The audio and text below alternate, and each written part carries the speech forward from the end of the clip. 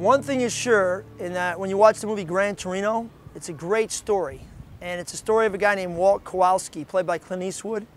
And he's a guy who's got deep wounds from the Korean War. When the story opens, his wife has died. He lives in a changing neighborhood, and clearly an inner city, I think Detroit.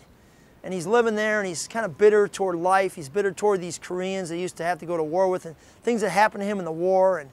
And over the course of time, these neighbors move in next door. They're Hmong neighbors. They're Hmong people and Oriental folks. And he's really angry toward them, and he's really bitter toward them, and he treats them terrible. But little by little, the kids in that house come to get to know him, begin to come alongside him. And he starts to build a friendship with this girl and her brother. And actually begins to like them and love them. And it's amazing the relationship they build, and you see them building a relationship. And actually, Walt protects them.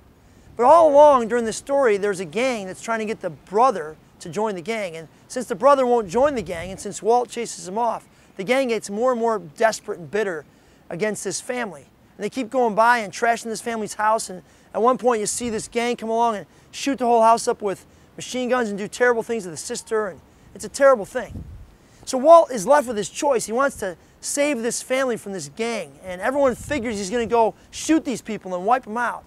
But instead, he literally offers an incredible sacrifice to save these two kids from this gang. It's the most incredible act of love from the most gritty, angry, bitter guy in the world. Somehow he turns his hatred into love. It made me think, what is it that makes hatred turn into love?